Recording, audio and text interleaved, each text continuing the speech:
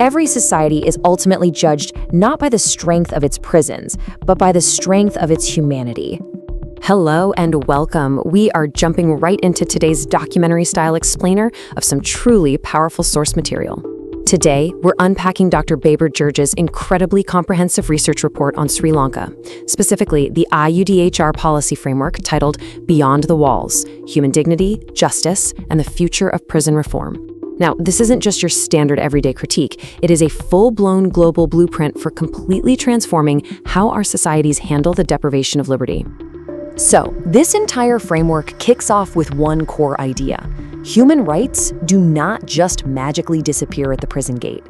Looking at part 1 of Dr. George's report, it gives us a really stark, unvarnished analysis of the current crisis.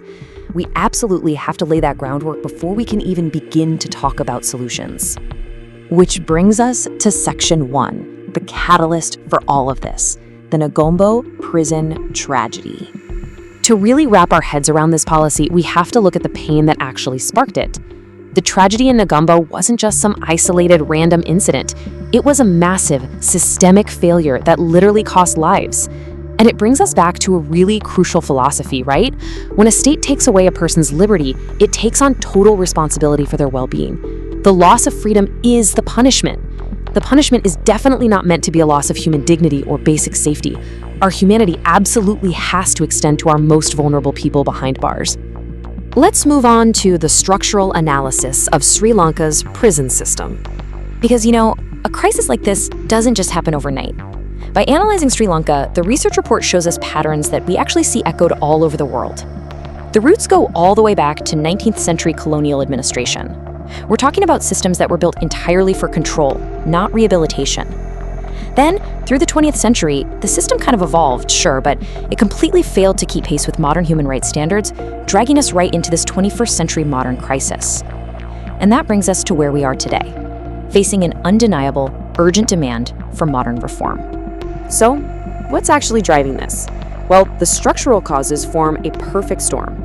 You've got systemic overcrowding, which just puts crushing pressure on both the inmates and the staff. Then there are massive resource deficiencies and total infrastructural decay. We're talking about century-old buildings that are literally falling apart. And when you combine all of that with insane procedural backlogs, where legally innocent people are locked up for ages without a trial, the whole system just collapses under its own weight. And this exposes a really dangerous friction point in the research.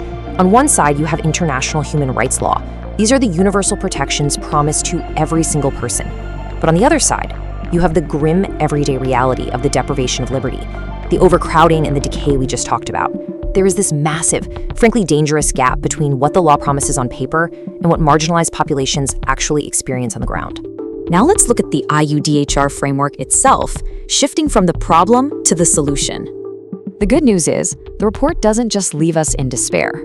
Dr. George meticulously engineers a way out in part 2. Think of it this way. If part 1 was the diagnosis, part 2 is the prescription. It shifts our focus toward global perspectives and gives us highly actionable blueprints to actually bring peace and prosperity into the correctional space.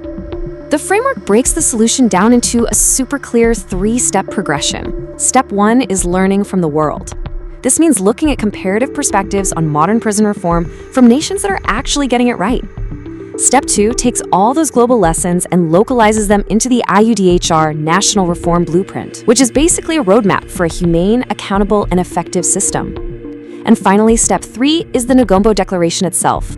So where does this pathway actually lead us? Well, first and foremost, it leads us to uphold human dignity for every single person. It aims to strengthen justice through strict accountability, to build genuinely effective systems through comprehensive top-down reform. It's also going to promote real rehabilitation, offering meaningful second chances to people. And ultimately, it's about advancing peace. And we don't just mean inside the prisons, but out in our wider communities and across entire nations.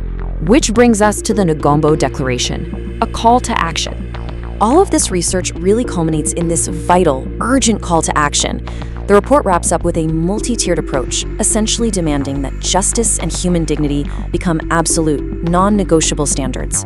It issues a very direct appeal to the governments and institutions that hold the power to change policy, but it also calls on communities and every single individual.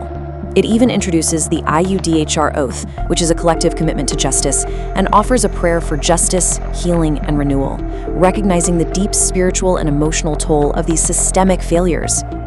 As we wrap up this explainer of Dr. George's work, we want to leave you with this final, really profound thought from the text. Justice behind prison walls is justice for all. Reform today creates a safer, fairer, and more dignified tomorrow. When we take these principles and turn them into action, we're not just helping the folks on the inside, we are elevating the humanity of our entire society. So the question is, what kind of tomorrow are we willing to build?